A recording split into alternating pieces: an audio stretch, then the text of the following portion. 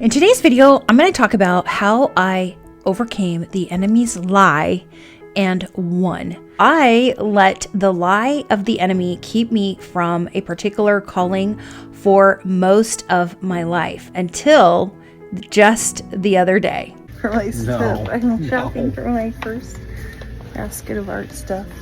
I'm curious, have you ever felt a calling? Have you just been drawn to something, seen other people do, and you're like, oh my gosh, I wish I could do that, but you've shoved it down? Have you ever done that? Have you shoved it down and you've said, no, that's not for me. I could never do that. That's impossible. First of all, I'm too old. I could never learn something new. So for example, maybe you've always wanted to be a musician. Maybe you've always wanted to write a book. Maybe you want to start a YouTube channel because you love creating content. You love getting your message out there. Maybe you want to start a ministry. Maybe there's just something God has placed on your heart. I also want to share with you a couple of ways in which I identified the lie and was able to overcome it. This has been a calling and a passion and a purpose for many, many, many years that I have avoided. Why? Because the enemy loves to keep us from our purpose. I've always envied artists and painters and sculptors and people who can draw amazing, pictures. So basically my entire life I've dreamt and desired and have wanted to be an artist. If you're a believer like me and you're a Christian like myself, then I believe these callings and these desires are divine. But the denial and the ignoring of this purpose that God has put on our heart is of the enemy. All of us have a purpose and a calling. Like if you've ever read The Purpose Driven Life, I've read it 2 times. I'm on my 3rd time now.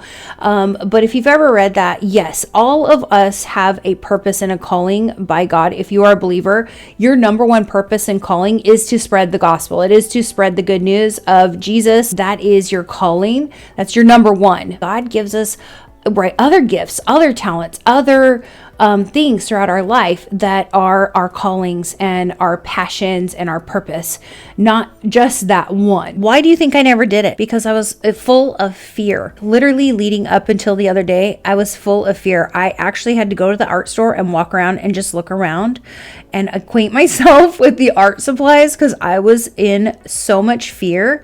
I'm in fear of failure. I really, truly am. What if I suck? What if I'm terrible? What if I can't draw or paint anything good? That is a lie from the enemy. Because what is the enemy's favorite thing to do? His favorite thing to do is to keep you distracted, to keep you in fear, to keep you in doubt, honestly, to keep you in any state of mind that will permit you to do what God has placed on your heart. So all my life, I have wanted to be a painter. I have wanted to be an artist, but I have done everything outside of painting. You can have more than one purpose. You can have more than one calling. Your calling when you have young children could be to be the best mother you can. Like there's so many different callings at different times in our life. And I just feel like God right now is calling me to be an artist. So I'm going to tell you the unique signs that I believe led me to fighting the lie of the enemy, which the lie was, you'll never make it. You're not good enough.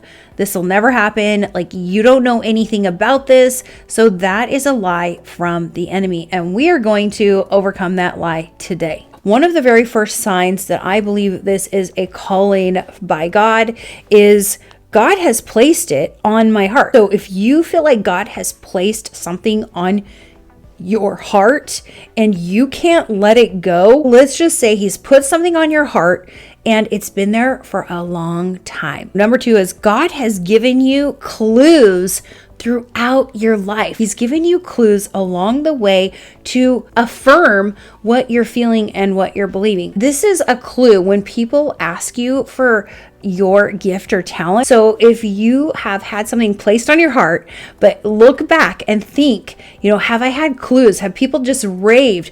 That is a sign. That is a clue, an affirmation from God that this is a calling on your life.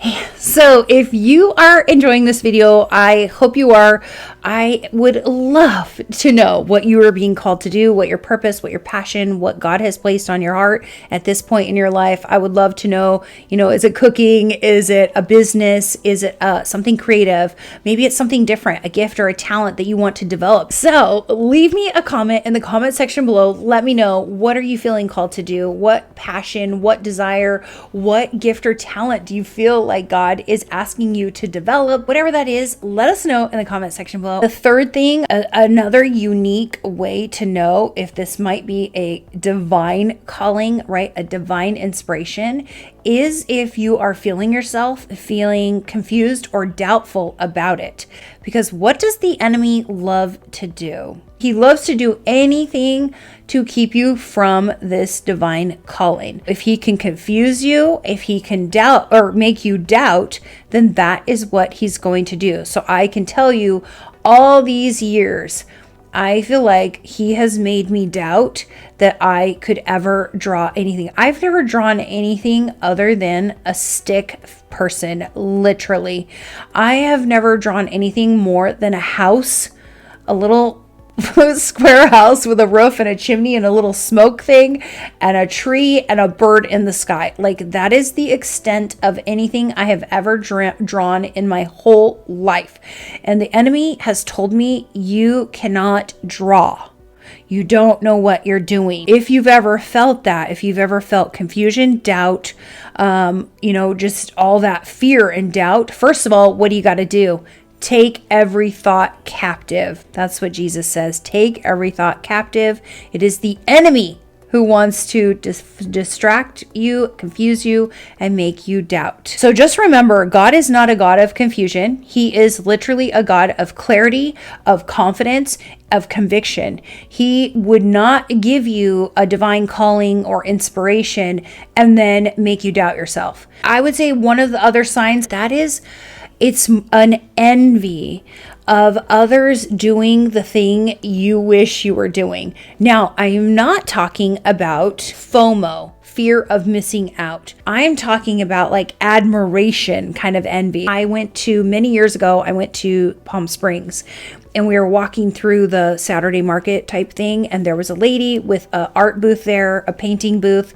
She was a painter, and she had her paintings, and she's sitting there painting, and I'm just like, oh my gosh, I would rather be her right now in that booth painting that picture than walking through the farmer's market. Like, I wanted to be her instead of me at that moment, because I wish I was her painting and doing art rather than being a spectator. The last sign is this video. If you are watching this video, there are signs everywhere. There is confirmation everywhere.